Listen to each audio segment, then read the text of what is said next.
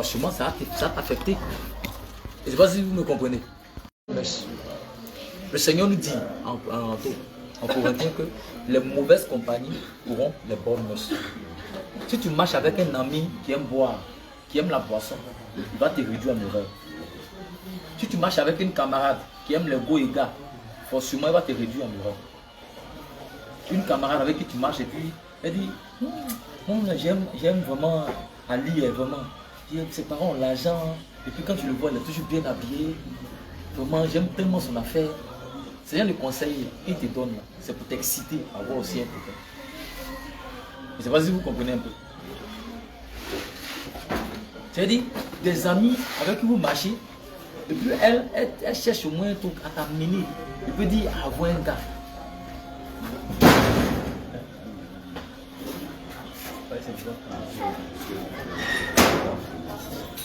Vous comprenez, non? C'est-à-dire, c'est pour t'exciter à avoir comment un copain, avoir des gars. Je ne sais pas si on se comprend un peu. Alors que comprenons tout simplement que quand en tant que jeune fille, quand tu es encore vierge, c'est une grâce. Mais si tu as écouté le conseil d'une camarade et puis tu as perdu ta virginité, c'est fini. Parce que tout le temps où tu vas te conserver vierge devant Dieu, tout ce que tu as adressé à Dieu comme prière, Dieu a le répondu. Mais si tu as suivi une camarade et puis elle t'a réduit en erreur, après l'acte, comme tu auras honte, tu vas que non, tu seras mal à l'aise. Tu vas comprendre qu'en réalité, en l'écoutant, elle t'a piégé. Je ne sais pas si quelqu'un m'écoute. Vous dites comme ça que non. Si tu sens une camarade qui veut te réduire en erreur, ne mets pas ta tête là-bas. Il faut te séparer d'elle. Parce que ce n'est pas une bonne camarade. Elle est là pour te réduire en erreur. Vous comprenez? Tu vois une camarade qui, comment on dirait, genre, il peut dire, qui t'excite à aller même, comment on dirait, genre, il peut dire à faire des. Elle peut te dire dans les premiers temps, non, tu peux prendre le numéro de telle personne et puis l'appeler à telle heure. Mais disais que non, en prenant le numéro d'un garçon en tant que jeune fille, forcément ça crée quelque chose, un lien. Et ce lien va créer quoi? L'impulsivité. Au travers même du portable, vous allez commencer à commander, à vous convoiter. Pourquoi? Parce que à cause de ce que, comment dire, genre, vous échangez les numéros, les messages, à cause de ce que vous envoyez des messages chaque fois, vous allez voir que non, il y a quelque chose qui a commencé à naître entre vous. Jusqu'au point, cela va vous amener maintenant à le connaître un peu. Peut-être même pendant que cela parle, il y a d'autres mecs qui ressentent ce que cela dit. Ils se voient dedans. Dit l'esprit de Dieu. Comprenons tout simplement que ce que cela vous dit là, selon que la Bible le dit, sont des conseils de bon sens. Ce sont des conseils en réalité qui vous donnent d'échapper aux ruses du diable. Le diable ne va jamais descendre devant toi pour dire non. Ah, mais voici moi Satan. Qu'il faut faire ça, non. Le diable passe par des amis, par des connaissances, par des personnes peut-être même à qui tu aimes te confier. Vous comprenez? Moi, ce que je vais vous donner comme conseil, confiez-vous plus à la parole de Dieu. La parole de Dieu, confiez-vous plus à la parole, à la Bible. C'est pourquoi Dieu a permis que vous ayez des Bibles. Voici votre ami. Votre copain, votre copine, vos confidents, votre mari, ça n'a qu'à être là. Parce qu'en obéissant à la parole de Dieu, en obéissant à toutes ces instructions que nous sommes là à vous donner, vous allez comprendre que vous serez sage. Prenons Proverbe.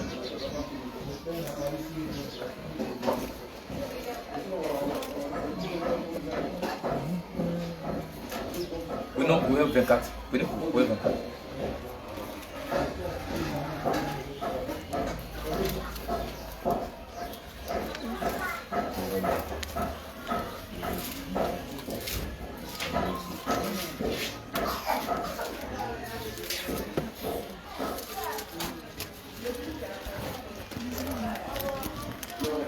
Proverbe 24, verset 1er. Vous allez lire le verset 1er jusqu'au verset 3.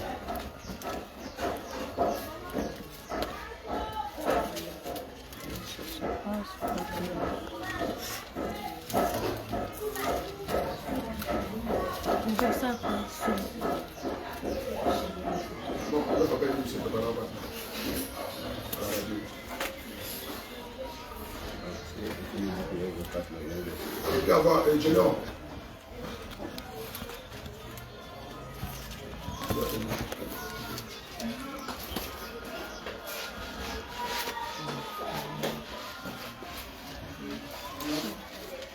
quelqu'un a trouvé plus de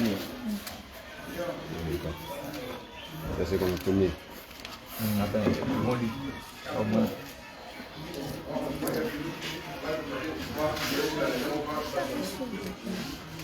Proverbe.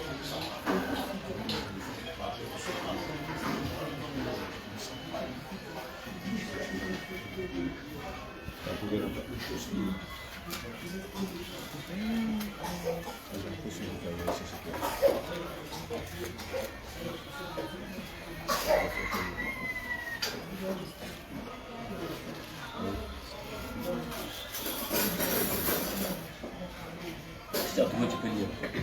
Ne porte pas envie aux hommes méchants. Et du quoi, on continue?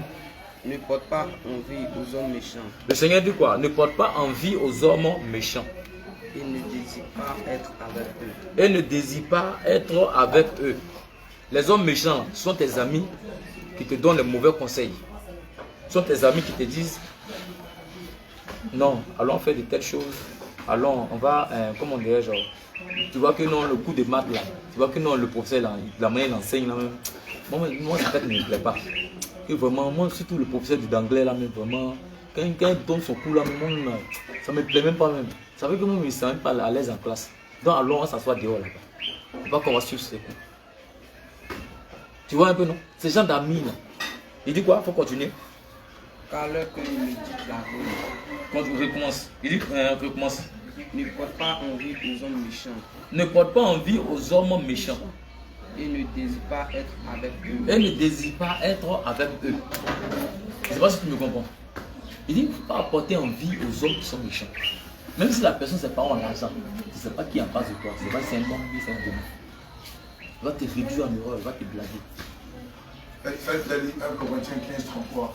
1 Corinthiens 15, 33.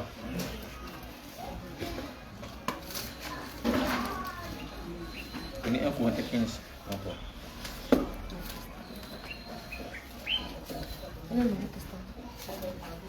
C'est dans le Nouveau Testament. Le Nouveau Testament, c'est en partant vers le prophète.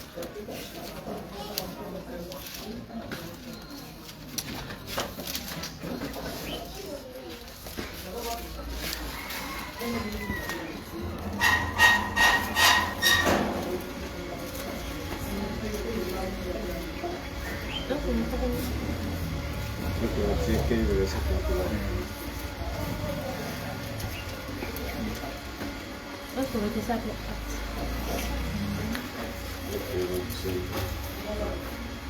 Tu peux trouver quoi? C'est ici. 1 Corinthiens chapitre 15, verset 15. Voilà, 15. Je cherche 15. Chapitre Non, ça c'est 2. 15, verset 33.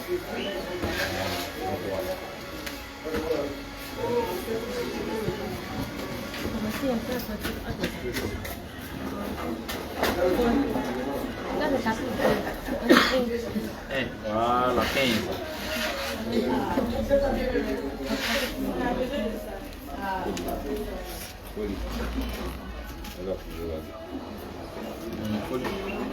Non, bon. Attends, Olivia, vas-y. Olivia, vas-y.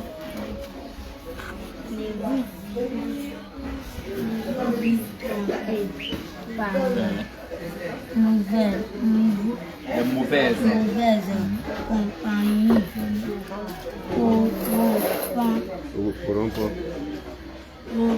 corrompre les bonnes merci. Amen. Ne visite ton pas. Les mauvaises compagnies Les mauvaises compagnies corrompent les bonnes mœurs. corrompent les bonnes mœurs. Les mauvaises compagnies, c'est deux, nous sommes là pareil. Vous comprenez un peu, non? Quand le Seigneur dit non qu'il va t'instruire, là, il t'instruit là-dessus en te disant que non, les mauvaises compagnies corrompent les bonnes mœurs. C'est pourquoi quand nous disons proverbe là, ils vont te dire quoi? Ne porte pas envie aux hommes méchants, à ces personnes-là. Vous comprenez? Les mauvaises compagnies, ceux qui vous amènent à ne pas suivre les cours, ceux qui vous amènent à haïr les professeurs, à détester vos professeurs, ce sont les mauvaises compagnies. Ceux qui vous excitent à aller même avoir des go, pardon, à aller avoir même des go, aller avoir même des gars, des copains, ce sont des mauvaises compagnies. Vous comprenez? Chez ces personnes-là, méfiez-vous de ces personnes-là. Ces mauvaises compagnies, ceux qui vont vous dire non, comment dire, on va mettre mèche sur nos têtes. Non, on va comment dire, mettre vernis. Non, quand il y a des hommes, il y a des faux hommes. C'est-à-dire ces gens de personnes, sont les mauvaises compagnies. Alléluia. C'est pourquoi on va vous donner des enseignements pour savoir réellement en tant qu'enfant de Dieu ce que nous devons éviter. C'est pourquoi prenez Éphésiens chapitre 5. Vous allez prendre, quelqu'un n'a pas pris Éphésiens chapitre 5. Éphésiens chapitre 5. Prenez Éphésiens chapitre 5. Éphésiens chapitre 5.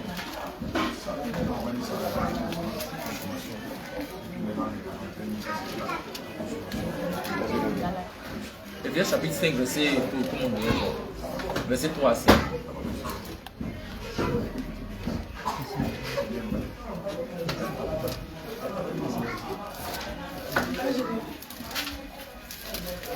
Si quelqu'un a trouvé, il peut lire. Éphésiens chapitre 5, verset 3 à 5. Tu peux lire, non? Tu peux lire. Éphésiens chapitre 5, verset combien? 3 à 5.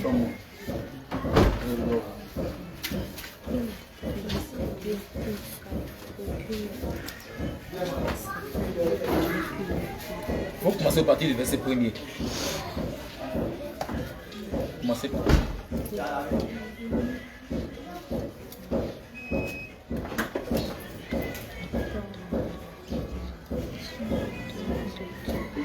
Quelqu'un a trouvé? Quelqu'un a trouvé? Laurel, tu peux lire si tu as trouvé. Devenez donc les imitateurs de Dieu, Continue. comme des enfants bien-aimés, et marchez dans l'amour à l'exemple de Christ, qui nous a aimés et qui sait lire. Il s'est livré lui-même à Dieu. Il s'est livré lui-même à Dieu pour nous comme une offrande et un sacrifice de bonne odeur. Bon, amen. Devenez donc les imitateurs de Dieu. Vous comprenez? Quand on parle d'imitateur, on parle de celui qui imite. Il a imité une personne. Amen. Celui qui imite, celui qui prend, qui aime c'est-à-dire quoi? Qui suit voilà, l'exemple de quelqu'un. Le Seigneur vous demande de suivre lui-même son exemple. Et l'exemple de Dieu, c'est dans la parole qu'on trouve, c'est l'exemple de Dieu. En suivant l'exemple de quelqu'un, en réalité, ça veut dire que tu suis son comportement. Tu suis ses actes. Tu suis sa manière d'être. C'est-à-dire la manière dont la personne, je peux dire, marche. Tu aimes son style, tu aimes sa manière de parler, tu aimes sa manière de marcher, sa manière de se comporter. C'est ça en fait, imiter la personne. Et Dieu demande que nous soyons ses imitateurs. Amen.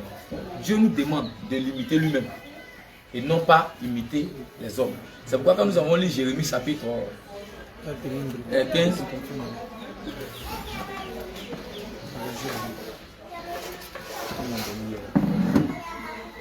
c'est pourquoi quand nous avons lu le livre de Jérémie, Dieu va dire quoi? Il dit maudit soit l'homme qui fait quoi? Qui met sa confiance à l'homme. Amen. Au lieu de mettre sa confiance à l'homme, mets ta confiance plutôt en Dieu. Cherche à ressembler au Seigneur Jésus-Christ. Alléluia. Et quand vous continuez, vous allez voir que, il va dire quoi? Il dit, et marchez dans la charité, marchez dans l'amour, à l'exemple de Christ. Vous avez dit, le Seigneur Jésus-Christ manifestait l'amour. En lui, il n'y avait pas de jalousie, il n'y avait pas de colère, il n'y avait pas d'animosité, il n'y avait pas de haine, de méchanceté. Et quand nous continuons, il va dire ceci. Il dit, à l'exemple de Christ qui nous a aimés. Lui qui nous a aimés, c'est qui? C'est le Seigneur Jésus-Christ. Et il va dire encore ceci. Et qui s'est livré lui-même à Dieu pour nous comme une offrande et un sacrifice de bonne odeur. Au verset 3, il va dire ceci. Au verset 3. Suivez le verset 3. Amen. Vous êtes au verset 3. Folie. Que l'impudicité, qu'aucune espèce d'impureté, et que la cupidité ne soit pas même nommée parmi vous. Amen. Amen. Il dit quoi? Quand on parle d'impudicité, on parle de tout ce qui est attrait au sexe. Ce que nous avons parlé auparavant, concubinage. Dieu n'aime pas ça. Vous comprenez? Dieu n'aime pas les beaux égards. Dieu n'aime pas ça. Au travers de ces beaux égards, quelqu'un peut t'enceinter et puis gâter ton école. Vous connaissez même, il y a des camarades qui sont tombés enceintes comme ça au cours de l'année, et puis paf, l'école a s'arrêté. Et puis elles sont à la maison. À cause de quoi? Grossesse. Elles sont plus parties à l'école. Vous comprenez? Pourquoi? Parce qu'elles se sont mises dans des amis, dans des relations, il peut dire qu'il les a condamnées. Elles se sont attachées à des amis qui sont des mauvais amis. Des amis qui leur ont donné, ces amis-là leur ont donné le numéro peut-être d'un jeu. Et ce jeu a commencé à tisser des amitiés avec eux. Et dans ces amitiés-là, ils sont partis, ils ont eu des relations ensemble. Et ces relations ont fait quoi? Et ton papa même qui paie ton étude, il est déjà énervé. Pourquoi? Parce que soit peut-être tu es au privé, ou soit peut-être même au public, tu dois payer tes livres, payer ton école, et puis tu t'envoies une grossesse. Vous voyez un peu. Et toi l'homme aussi qui est peut-être qui est à l'école, dans certaines filles, souvent le papa va te dire vraiment que l'argent qu'il n'y a pas pour payer tes études, il n'y a pas pour entretenir cette dernière. Vous voyez un peu ce que ça amène. Les mauvaises compagnies, les mauvais amis. Ces mauvais amis-là te réduisent à l'erreur. Et quand ils finissent de faire ça, ils sont bons. Tu ne vas plus les voir comme ça. Ils disparaissent à côté de toi. Ils ne vont jamais mettre les pères pendant que tu es enceinte, ils ne vont jamais venir à te rendre visite. Parce que c'est comme si c'est un plan. Et eux, ils ont accompli. Ils finissent d'accomplir cette œuvre-là, c'est fini, ils disparaissent dans votre vie. Pourquoi Dieu vous dit, dès maintenant, ouvrez les yeux. En tant que des élèves. Olivier, tu m'écoutes? Vous comprenez un peu? Et Dieu il nous demande d'être quoi? Ses imitateurs. De l'imiter lui-même. Et en imitant le Seigneur, c'est dans sa parole. Vous comprenez un peu? C'est dans la parole que nous trouvons le commandement du Seigneur. Que nous trouvons les lois de Dieu. Et comme j'étais là à l'expliquer, même dans l'impudicité, il y a aussi la masturbation. En tant que des jeunes, vous allez trouver que non, il y a certains camarades dans les portables, il y a des films pornographiques. Et puis ils vont faire regarder ça. Tu vois, il y a un film. Ils vont t'exciter à aimer ce genre de film. Et toi aussi, étant insensé sans réfléchir, tu vas commencer à regarder, tu vas commencer à aimer ces films. Dans les premiers temps, tu vas trouver ça peut-être banal. Mais au fur et à mesure, tu vas te faire regarder, tu vas commencer à t'attacher à ça. Et en regardant ces films-là, tu vas commencer à reproduire ce qu'on fait dans ces films-là. Je ne sais pas si vous me faites comprendre. Et cet ami-là, chaque fois, il va toujours t'amener à regarder ces films. Il va toujours t'amener, il peut dire à désirer ces films-là. Je ne sais pas si vous me comprenez. Et ces amis-là, évitez-les. Évitez ces gens de compagnie-là, évitez ces gens d'amis-là. Pendant qu'il est là t'exciter à regarder ces gens de films-là, tu lui dis ouvertement, ça, je ne veux pas voir ça. Donc il faut t'éloigner de moi. Et puis il faut t'arranger à ne pas marcher à ce ami. Parce qu'en réalité, il veut te réduire en erreur, il veut te détruire. Parce que si tu y réussis à s'aimer en toi l'impudicité, c'est fini. Tu vas t'attacher à ce genre de film et puis cela va t'envoyer à vivre de manière dépravée, à vivre dans l'impudicité. Cela va t'amener à convoiter les jeunes. Et pendant même que vous êtes là à faire pièce, pendant que tu as constaté à faire pièce là, toi tu as regardé les cuisses de ton ami, de ton camarade. Vous comprenez? Pourquoi? Parce que tu vas comprendre que c'est au travers peut-être du film pornographique que ton ami t'a montré, qu'elle a amené à convoiter. Et c'est pas si je me fais comprendre. C'est pourquoi, quand nous avons lu depuis le verset 32, vous allez comprendre que le Seigneur a dit quoi? Il dit, je t'instruirai et je te conseillerai, il va te montrer la voie que tu dois suivre. Et les enseignements que nous sommes là à vous donner, ce sont les voies dans lesquelles le Seigneur veut vous voir. La voie qui vous donne au moins de pouvoir vous éloigner du péché, de pouvoir vous séparer du péché. Ah, je suis là-bas. Vous comprenez un peu, non? Et quand on parle de séparer du péché, le péché est à plusieurs niveaux. C'est pourquoi quelqu'un va prendre 1 Thessaloniciens chapitre 5, verset 23. Quelqu'un va prendre 1 Thessaloniciens chapitre 5, verset 23. 1 Thessaloniciens. Quelqu'un n'a qu'à regarder ce verset-là. Éphésiens chapitre 5, regardez ça. Et quand nous lisons le même verset 3 d'Éphésiens chapitre 5, si quelqu'un trouve là, il n'a qu'à me dire. Et 1 Thessaloniciens chapitre 5, verset 23. Quelqu'un n'a qu'à trouver ça et puis garde ça. Éphésiens chapitre 5, verset 3, il dit encore, quand tu écoutes, tu vas dire quoi? Dans Éphésiens, voilà où vous pouvez trouver ça. Les autres, là, vous pouvez regarder Éphésiens. Voilà. C'est 1 Thessaloniciens chapitre 5.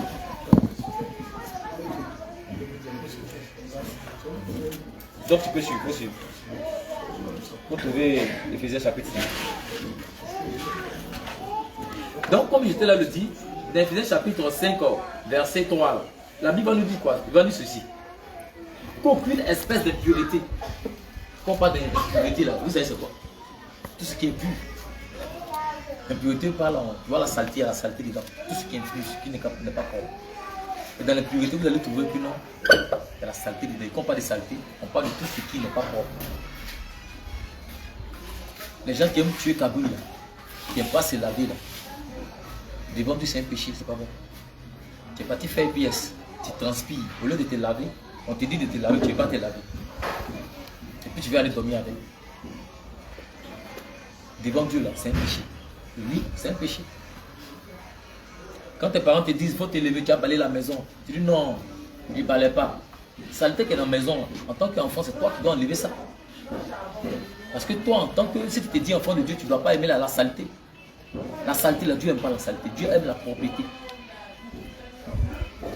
Amen. C'est pourquoi arrangez-vous à être propre dans tout ce que vous faites. Votre vêtement doit être propre. Votre corps même doit être propre. Votre, comment dirais-je, votre maison, là où vous dormez, même la chambre que vous occupez, rendez la chambre toujours propre. C'est en cela, l'Esprit de Dieu sera à l'aise. Dans ces conditions. Parce que Dieu même n'aime pas la saleté.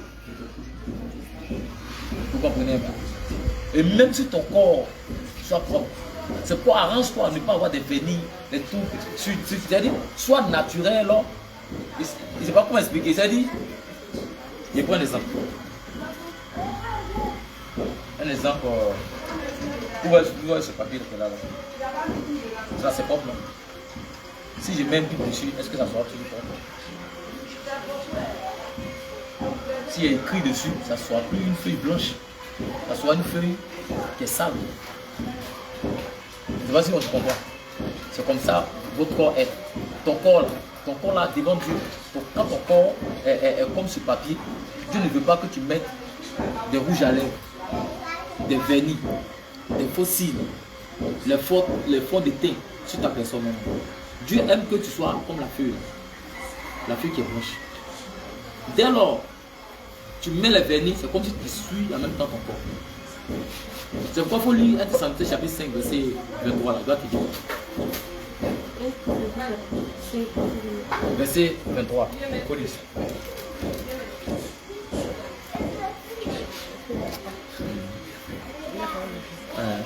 À haute voix.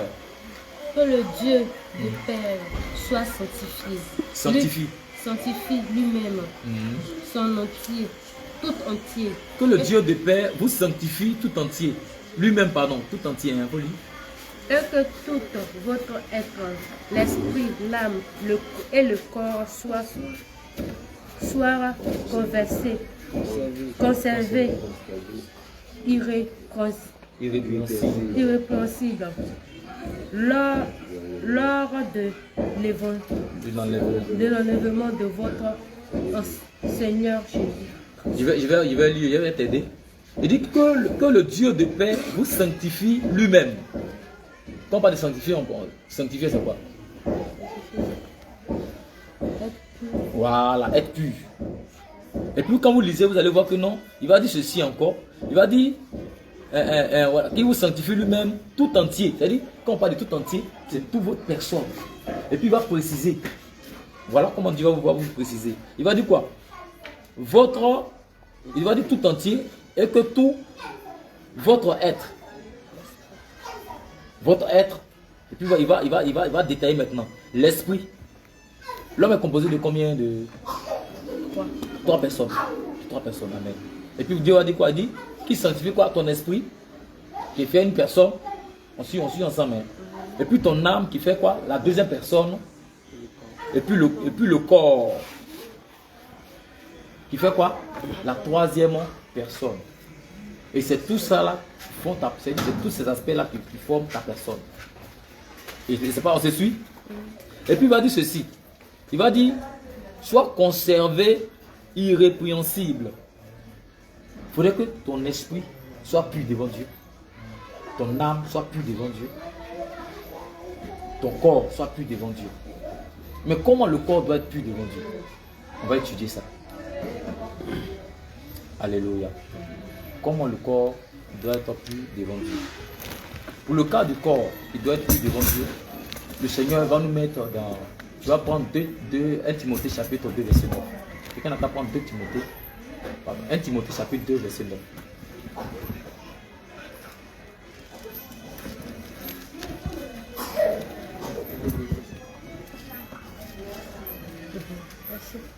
Timothée, 1 Timothée, vous pouvez avancer.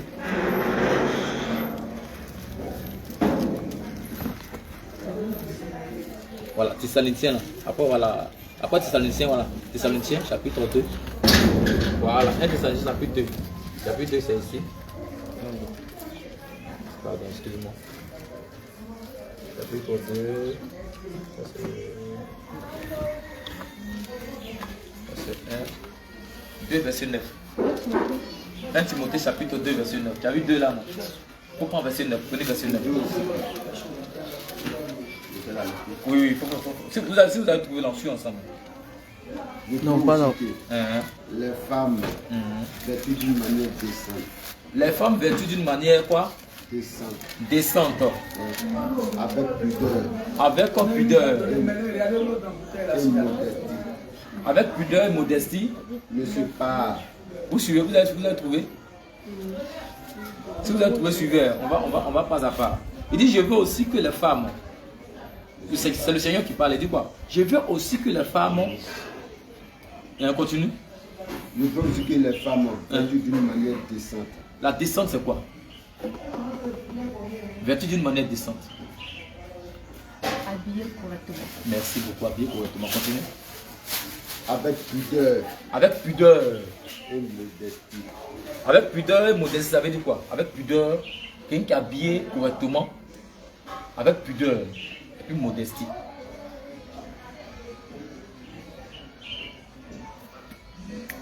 Et appelez-moi une soeur. Habillé correctement. Je vais vous donner un exemple d'une personne qui est habillée.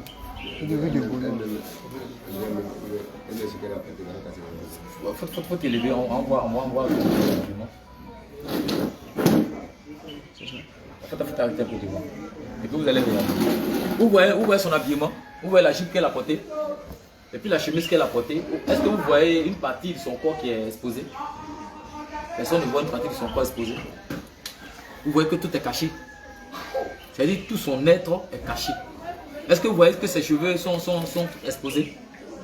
C'est-à-dire que depuis sa tête, on voit que non, elle a porté quoi? Elle a voilé sa tête. Là-bas. Je sais pas si on se comprend un peu. Et puis elle a voilé tout son corps. Jusqu'au pied, tout son corps est revêtu. De manière quoi? Décent, avec pudeur et modestie. Eh, tu peux t'asseoir.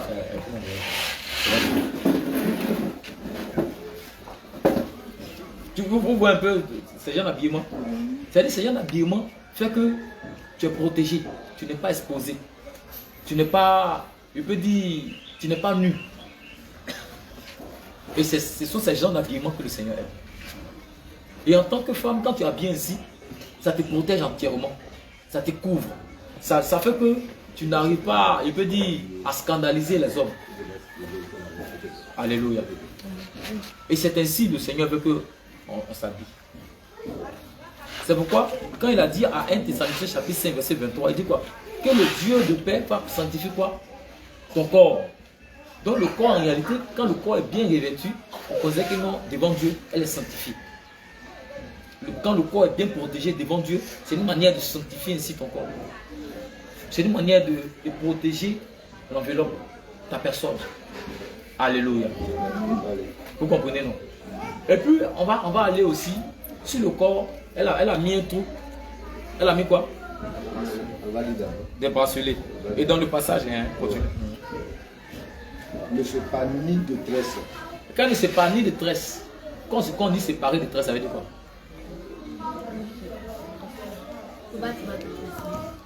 C'est-à-dire qu'il ne faut pas ajouter. C'est-à-dire parer, c'est-à-dire le fait d'ajouter des tresses. C'est-à-dire ajouter des tresses sur ta tête.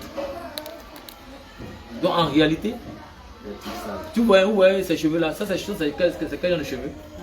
C'est des cheveux naturels.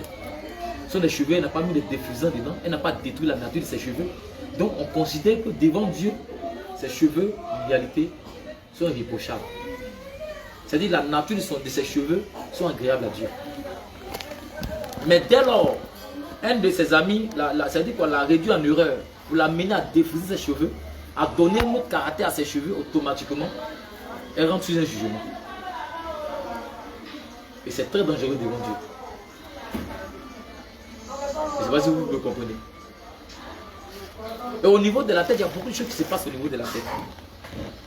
De la manière, elle a les cheveux crépus ainsi. Quand nous lisons comment dirais genre 1 Corinthiens chapitre 11, le Seigneur va nous dire comme ça, que la femme doit être voilée. De la même manière, j'ai parlé là. Tu vois comme tu es voilée là. Ainsi, si elle est voilée devant Dieu, elle est épargnée. Parce que la Bible déclare que prenez 1 Corinthiens chapitre 11. On va lire ça aussi.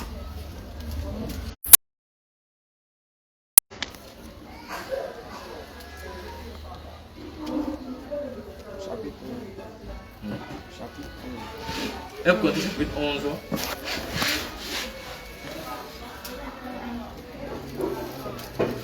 Si quelqu'un voit, il peut lire.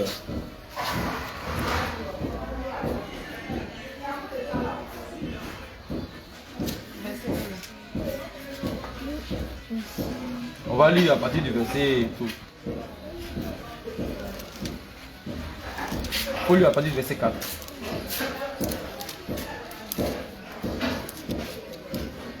Tout qui prie ou qui prophétise, la tête couverte, déshonore son chef.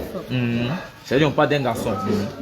Toute femme, au contraire, qui prie pour qui prophétise, la tête non voilée, déshonore son chef. C'est comme si elle était rasée. Amen. Il dit quoi? Toute femme, au contraire, qui prie ou qui prophétise la tête, quoi? Non voilée. Non voilée, c'est quoi? Mais voilà, fermer ta tête. Ouvrir ta tête. Il dit, la tête non voilée déshonore son chef. Son chef, c'est qui? C'est Dieu. Vous comprenez un peu, non? Son chef, c'est le Seigneur Jésus-Christ. C'est pourquoi il a dit quoi? Il dit, c'est comme si elle était rasée. Le fait même de ne pas mettre voile sur ta tête, c'est comme si la femme elle était rasée. Si la femme ne se voile pas et qu'elle prie sans se voiler, devant Dieu, c'est comme elle était rasée. Quand elle a lu, vous avez compris, non? Au verset, il faut lire au verset 6.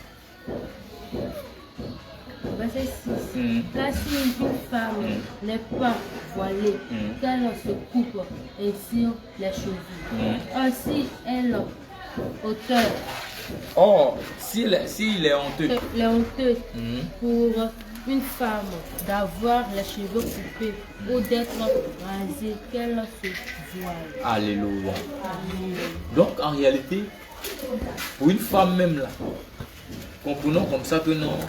Il faut lire jusqu'au verset 7. Lire jusqu'au verset 7. L'homme ne doit pas se couvrir la tête, puisqu'il est l'image et la gloire de Dieu.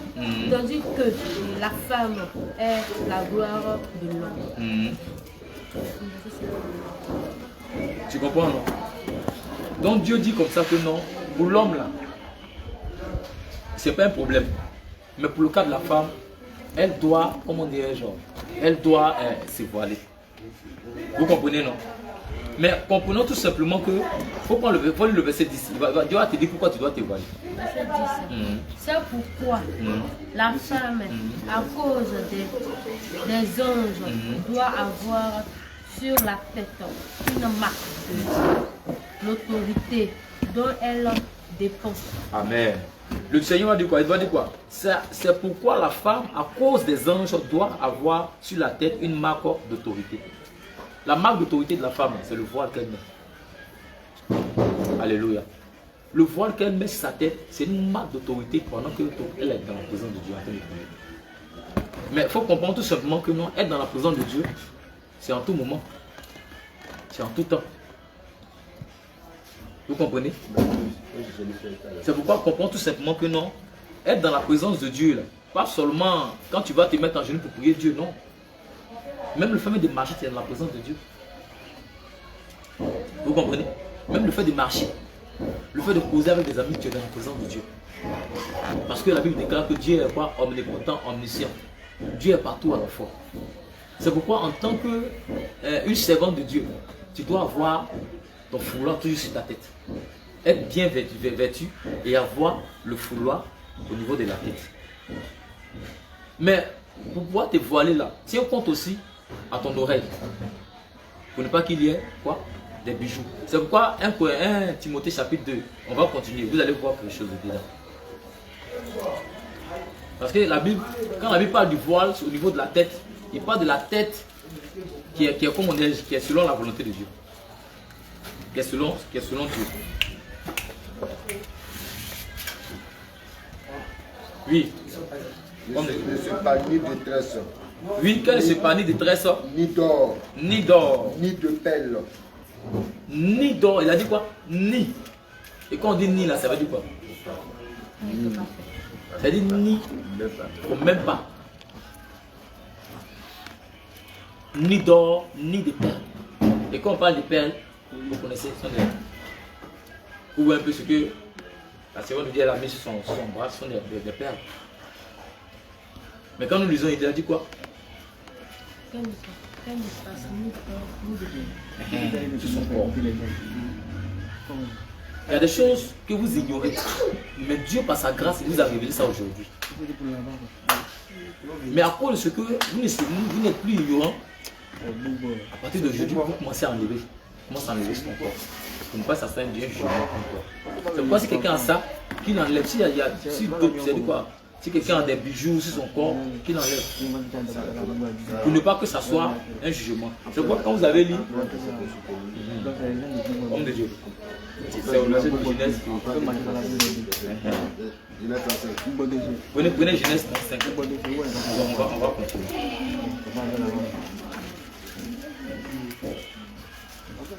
Rappelle-moi ton nom. Esther. Genèse combien? 35.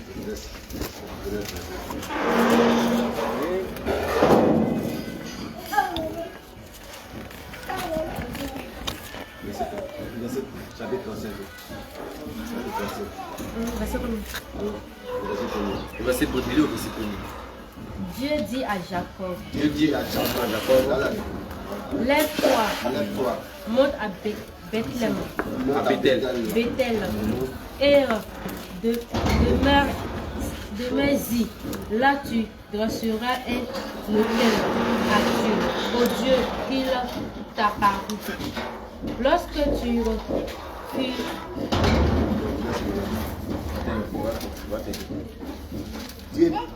Dieu dit à Jacob, lève-toi, monte à Bethel et demeure-y.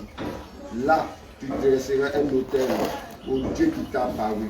Lorsque tu fuiras Ésaü, ton frère, Jacob dit à sa maison et à tous ceux qui étaient avec lui, ôtez les dieux étrangers qui sont au milieu de vous.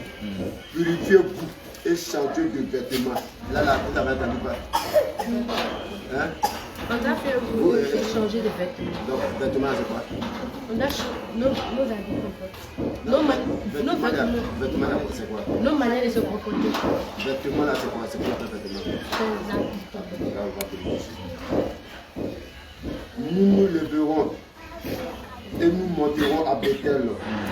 Là, je dresserai un autel au Dieu qui m'a exaucé dans le jour de ma détresse et qui a été avec moi pendant le voyage que j'ai fait. Il donnait à Jacob tous les dieux étrangers qui étaient entre leurs mains et les anneaux qui étaient à leurs oreilles. Et les anneaux qui étaient à quoi? À leurs oreilles. Anneaux à oreilles. Anneaux là, c'est quoi? Oreille là, oreille c'est où? Anneau là c'est quoi? L'état à l'aide d'oreille c'est quoi? C'est quoi mais à l'oreille?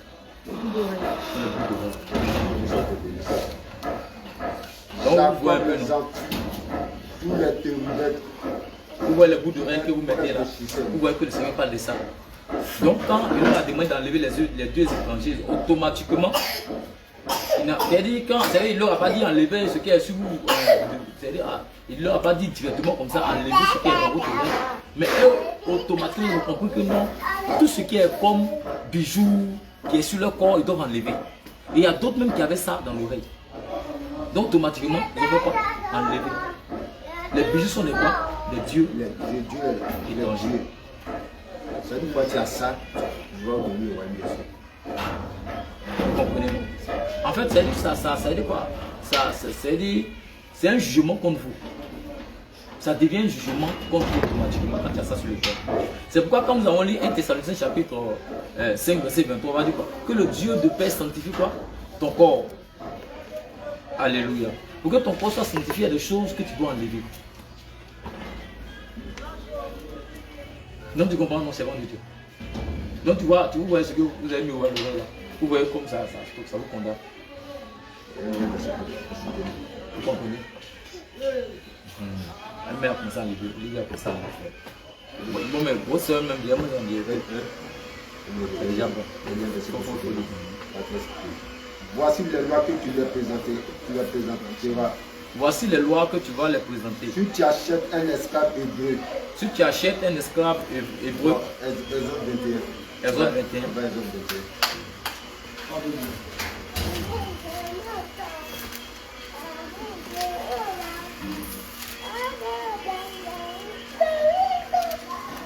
Tu vas enlever, non, toujours comme ça. Si tu finis d'enlever ton tête, tu vas enlever. Tu vas l'écouter, peut-être mon tête. Non, même quand j'étais. Non, c'est selon la personne. Quand on finit même, il y a un petit peu.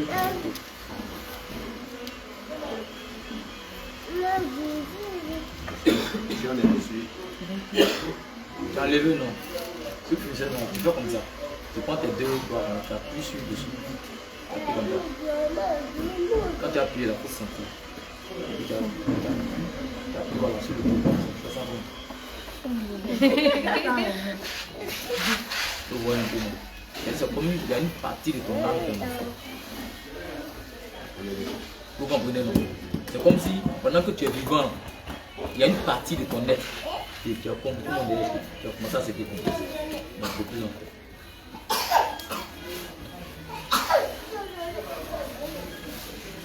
Donc, il va lire. Ça veut dire. Faut lire dans Exode. Exode chapitre 21. Voici les lois que tu les présenteras. Si tu achètes un esclave de Dieu, il servira 6 années. Mais la 7e année, il sortira libre, sans rien payer. Au verset 3. S'il est entré seul, il sortira seul. S'il avait une femme, sa femme sortira avec lui. Au verset 4. Si c'est son maître qui lui a donné une femme et qui en a eu des fils et des filles, la femme et ses enfants seront à son maître et il sortira seul. Si l'esclave dit, j'aime mon maître, ma femme et mes enfants, je ne veux pas sortir libre, alors son maître le conduira devant Dieu et le fera approcher de la porte du poteau, et son maître lui percera l'oreille avec un poisson, et l'esclave sera toujours à son service. Est-ce que vous êtes des esclaves? Là, l'esclave, le mot esclave est sorti dedans. C'est-à-dire qu'on perd ton oreille directement qui est esclave. Qu'est-ce que la parole de Dieu? Le même passage qu'il est là, je vais lire ça en Deutéronome. Regardez ce passage. Quand nous lisons Deutéronome chapitre 15, verset 16, va dire ceci. Ton esclave te dit, je ne veux pas sortir de chez toi, parce qu'il t'aime. Toi et ta maison. Il faut écouter, on parle d'un esclave. Amen. L'esclave va te dire non, que je ne veux pas sortir de chez toi. Je ne veux pas sortir de ta maison. Et qu'il se trouve bien chez toi, c'est-à-dire il est à l'aise chez toi. Voici ce que tu as fait, comme une marque. Alors tu prendras un poinçon et tu lui perceras l'oreille contre la porte. Tu prends sa tête, tu envoies le main contre la porte, et puis tu prends une pointe, tu mets son oreille, et puis tu pèses. Je ne sais pas si tu me comprends un peu. En réalité, en le faisant, c'est une marque que tu mets sur l'esclave. Pour dire comme ça que non, à jamais, il sera ton serviteur. Et c'est pas ça que je comprends. Donc en réalité, la question que je vous pose là, est-ce que vous êtes des esclaves? Vous n'êtes pas des esclaves. Vous comprenez? Et puis voici ce qui va se passer. Il va dire, alors tu prendras un poinçon et tu lui perceras l'oreille contre la porte. Et il sera pour toujours ton esclave. Donc le fait même de percer l'oreille de la personne au niveau de dernier contre la porte, il devient pour toujours ton esclave. C'est-à-dire si dessus vous êtes esclave. C'est-à-dire si tu es contre la parole de Dieu, donc tu es esclave de Satan. C'est-à-dire là tu meurs. C'est pourquoi le problème, c'est que ce qu'il faut savoir, c'est parce que les parents étaient ignorants. C'est pourquoi ils vous ont fait ça. Mais le fait d'accepter le Seigneur Jésus-Christ, tu ne dois plus mettre les bouts d'oreille pour montrer toujours que ce trou-là existe. Mais en enlevant les bouts d'oreille devant Dieu, Dieu ne considère plus l'erreur que tes parents ont commis. Mais il se dit tout simplement que c'est parce que tu étais ignorante. Amen. C'est parce que les parents étaient ignorants qui t'ont percé l'oreille. Mais à cause de ce que tu l'as accepté, le fait d'enlever les bijoux automatiquement de l'oreille, Dieu considère que tes oreilles là, ça n'a jamais été percé.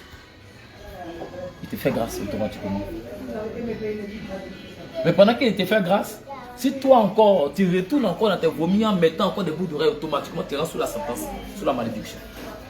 Et là, si tu meurs, il n'y a pas de grâce pour toi. Là, tu as entendu sa parole.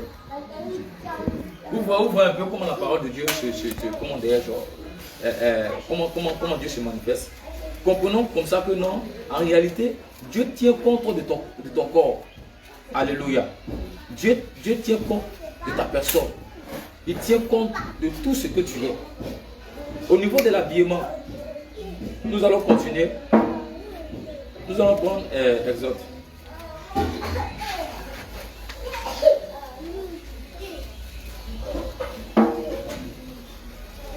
Je sais que vous êtes un peu fatigué. Mais on va lire ça et puis on va. Quand nous prenons Exode 28, verset 42, il va dire ceci.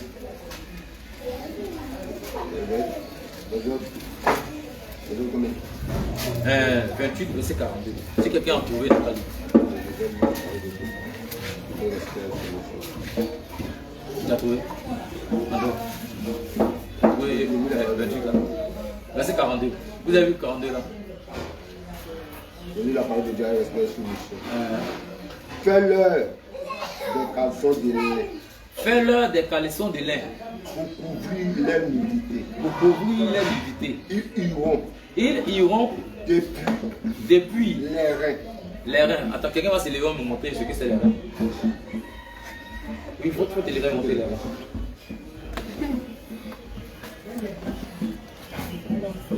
Voilà, les reins. Jusqu'à où ça? Jusqu'aux cuisses. Montre-moi tes cuisses. Montre-moi les cuisses. Depuis les reins qui sont ici, et puis les cuisses. Donc, on appelle ça comment? Dieu appelle ça comment? Dieu appelle ça comment? Il dit fais-moi des caleçons de lin qui vont arriver depuis les reins jusqu'aux cuisses. Donc, on appelle ça comment? C'est-à-dire quoi? Ce qu'elle a porté là, on appelle ça comment? Non, selon la pensée de Dieu. Ce qu'elle a porté là, non, attends. Ce qu'elle a porté là, c'est quoi? Mais selon ce qu'on vient de dire là, ça c'est quoi? Devant Dieu. Des caleçons. Ce sont des caleçons, non? Qui vont commencer quoi? Depuis les reins jusqu'à tes cuisses. Mais ce qu'elle a porté là, c'est quoi? Non, c'est caleçon. Devant Dieu, c'est caleçon. Mais la parole de Dieu déclare que c'est caleçon. Donc, quand nous avons lu là, ou bien, il faut lire la partie. Il faut t'asseoir. Des caleçons de lait pour couvrir leur nudité. Ils iront depuis les reins jusqu'aux cuisses. Donc depuis les reins jusqu'aux cuisses. C'est ça? Donc en réalité, quand tu t'habilles et que ton habillement s'arrête jusqu'aux cuisses, en réalité tu n'as pas couvert ta nudité. Tu es exposé. Je ne sais pas si on se comprend un peu. Donc devant Dieu, les caleçons, c'est comment dirais-je, c'est ce qu'on porte sous les sous-vêtements. Nous savons tout simplement que les caleçons, on les porte sous les sous-vêtements. C'est ça, non? Donc si tu vois une personne porter ce qu'on appelle culotte, donc devant Dieu culotte là, c'est pas culotte en réalité culotte là, devant Dieu c'est caleçon. Parce que si nous lisons ce passage, vous allez comprendre que ce que nous appelons culotte, c'est caleçon devant Dieu. Dieu appelle ça caleçon. Mais l'ennemi qui est le diable, si il te dit c'est caleçon, tu ne vas pas porter. Effectivement. Donc automatiquement, il va te dire c'est culotte. Il a transformé ça quoi. Non. Il appelle ça culotte. Mais si toi tu dis culotte, si toi tu es ignorant, le jour tu mets à droite, c'est même verset là, il va te montrer. Le diable même là, c'est le même verset là. Là, ils ont mis caleçon là. Il va te montrer que tu avais culotte là. Il a dit non, il n'y a pas vu culotte. Alors qu'en réalité, cette culotte là, le diable a transformé en caleçon. C'est pas dit la fait ça en caleçon. Je ne sais pas si on se comprend un peu. Si on te disait que ça là, c'était caleçon, tu allais porter. Mais à cause de ce qu'on t'a dit, c'est culotte, c'est pourquoi tu portes. Je ne sais pas si on se comprend un peu. Parce que si quelqu'un si tu posais la question à un chrétien, est-ce que nous il y a culotte dans la Bible? On te dit qu'il n'y a pas culotte dans la Bible. Mais culotte en réalité, que nous appelons caleçon. C'est-à-dire quoi? Que Dieu appelle caleçon. Ça commence depuis les reins jusqu'à ta cuisse. Et devant Dieu, on t'habille ici, c'est comme si tu es exposé. C'est comme si tu es nu. Je ne sais pas si on se comprend. C'est comme si devant Dieu, tu es nu. Tu n'es pas bien habillé. C'est pourquoi comprenons comme ça que ce que nous sommes là à vous dire, là, il y a beaucoup de choses à vous dire. Vous comprenez, non? Mais on peut les résumer, on peut dire en quelques mots. En disant comme ça que non, Dieu tient compte de l'habillement. C'est pourquoi gardez 1 Timothée chapitre 2 verset 9, gardez ça. Cela doit vous aider dans l'habillement. Vous comprenez, non? Cela doit vraiment vous aider dans l'habillement. Et puis comment dirais-je, 1 Corinthiens chapitre 11 verset 10 doit vous aider. Il n'y a pas quelqu'un qui a bic. Oh, mais je n'ai pas un bic là-bas. Tiens, pardon, il faut leur donner un bic.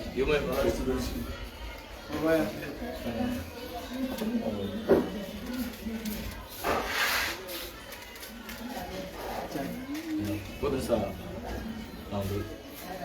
Il y a plein de feuilles quelque part là-bas.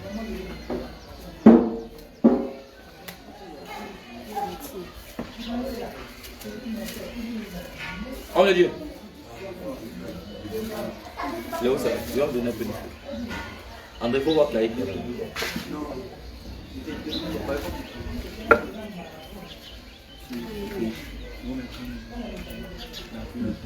Donc, ce qu'on va faire là, je vais vous aider en vous donnant certains passages. Mais néanmoins,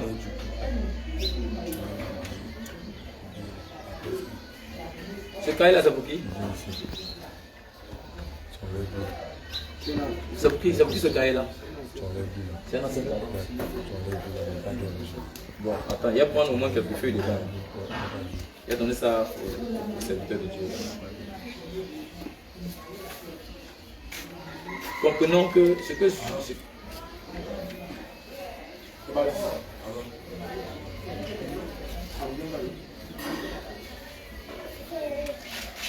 André, vous allez prendre le verset. Hein?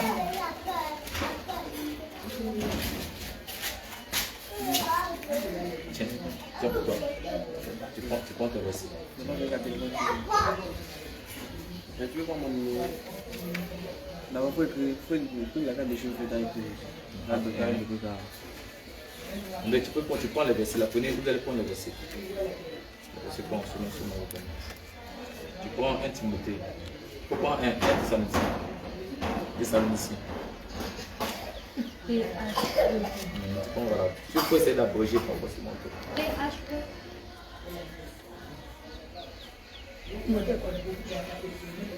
Ce que nous sommes là vous montrer là, c'est T, voilà, TH. Il faut faire TH.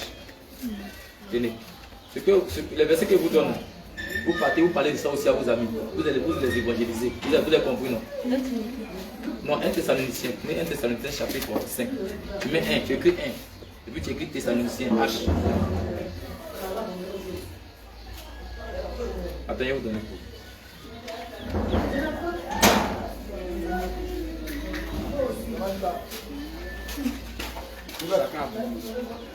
Oui, prenez le verset quoi. Là vous lisez.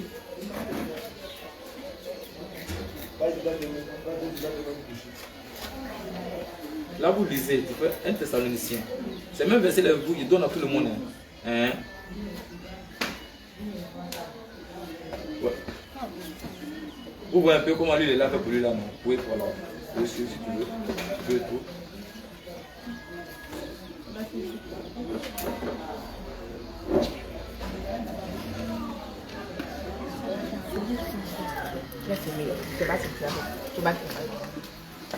Tiens. Attends, celui qui a fini, qui finit le bic, il peut donner à l'autre.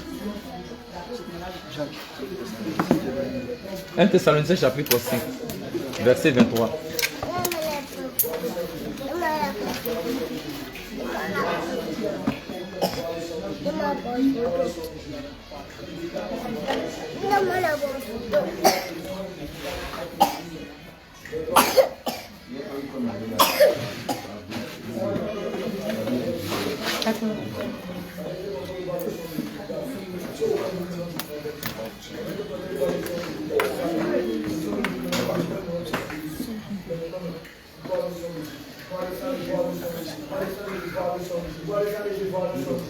Chapitre 5.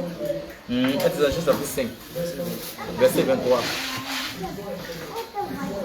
Verset là, tu vois comme ça, fais un V. Faites un V, on n'est pas ça au fatigue.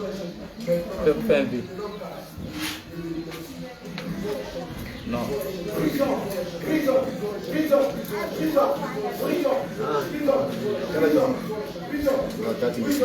Pardon, excuse-moi. Tu mets 5 fois. Verset 23.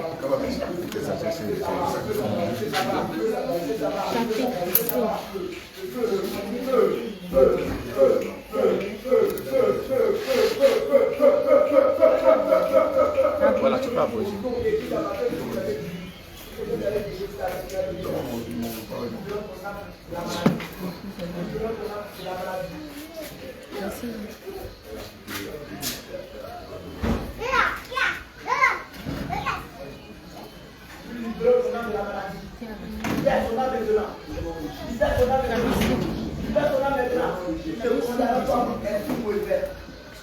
regardant maintenant au nom de Jésus. Libère son âme maintenant. Il libère sa vie. Il libère sa vie. Il est plus bon. Il est plus bon. Il est plus bon. Il est plus bon. La colère de Dieu n'a pas.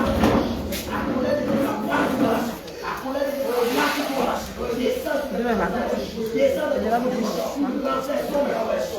Donc, quelqu'un va prendre tout. On va lire un verset. Deutéronome.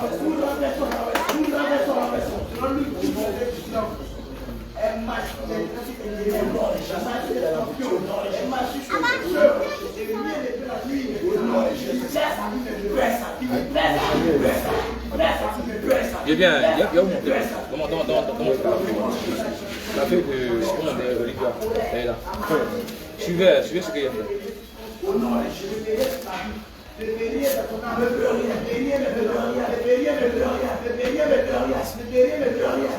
Suivez, je lève sur. Je vais vous montrer des stratégies pour prendre des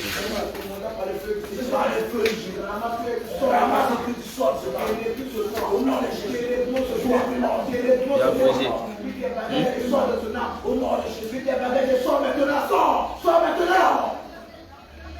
Et donc, nous demandons par la puissance de cet nom, dans la marque des éducations.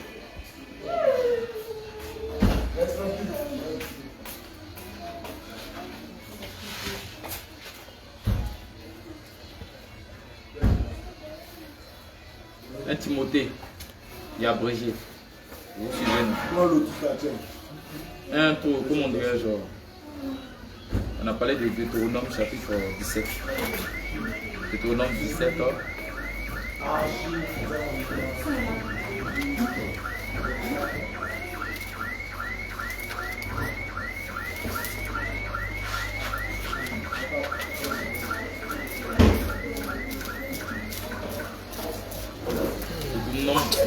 Un 15.